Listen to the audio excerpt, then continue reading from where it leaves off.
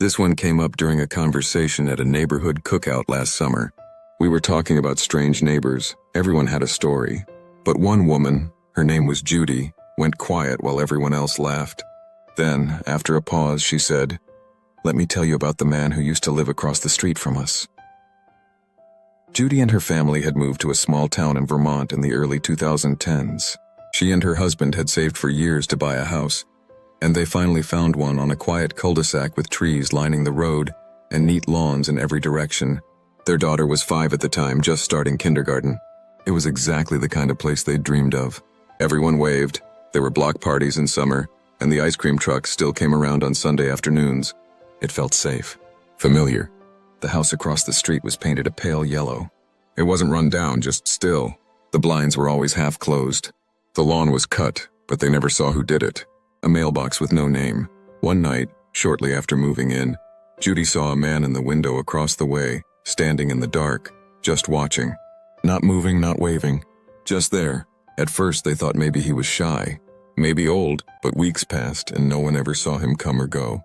Neighbors mentioned that guy in the yellow house, but always vaguely. No one seemed to know much. Some said his name was Richard. Others said they hadn't seen anyone in there for years. One kid on the block swore the house was haunted.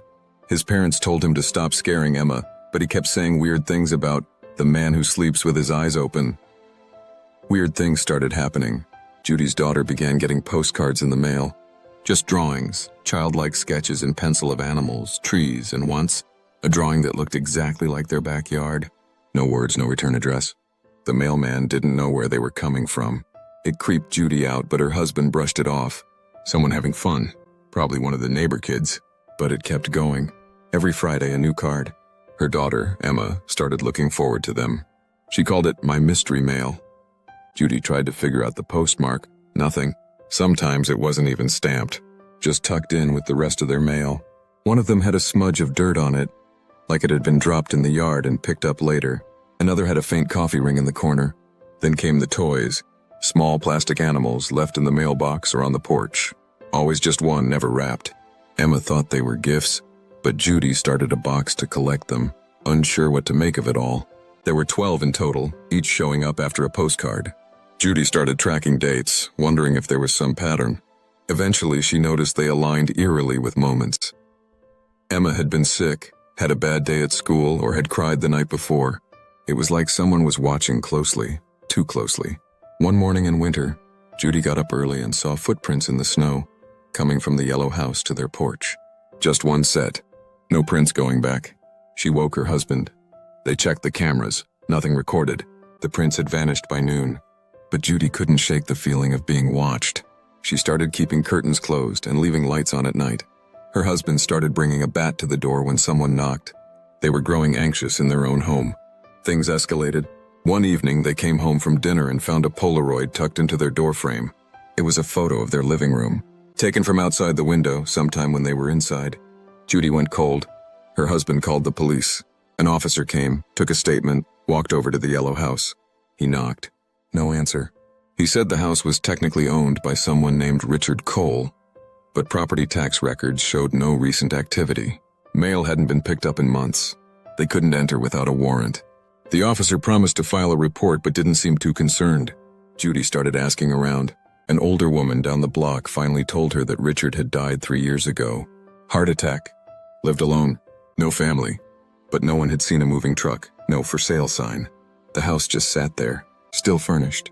Curtains never drawn. As if someone was maintaining it without ever showing their face. One night they saw movement. A light flicked on in an upstairs room of the yellow house. Then off again. Judy's husband went over, this time with another neighbor. They knocked, rang the bell, even tried the handle. Locked. They walked around back and found the gate chained shut. The windows looked dusty, untouched. No one answered. They called the police again. Same story. Nothing to be done without probable cause. Then their dog Max started acting strange. He refused to go out into the front yard. He'd just stand on the porch and whine, eyes fixed on the yellow house. One night he barked for nearly 30 minutes straight, facing that direction. When they tried to calm him, he backed into the house and hid under the couch. A few nights later, Max was found inside the laundry room, door shut, whimpering and scratching at the corner. No one had put him there. They started locking all interior doors just to be sure. A few days later, Judy's daughter came running from the yard with another drawing. This one was different. It showed their house, but the windows were blacked out, and stick figures stood in the yard with red X's over them. They moved out 2 weeks later. Judy said she didn't even care about breaking the lease. She just wanted out. She packed during the night, took Emma to her sister's for a week. Her husband handled the movers. They didn't look back. The final straw came when they got a small package in the mail. No return address. Inside was one of Emma's old toys, a stuffed bunny they'd lost months earlier. It had dirt on it, leaves. Judy said she didn't sleep for 2 days after that. She kept checking the locks, the windows, even the attic. She started sleeping with a kitchen knife next to her bed. It wasn't fear anymore, it was dread. Something unnatural had taken root in that street, and she didn't want to be there when it bloomed. Years later, she looked up the yellow house. It had been sold in a bank auction.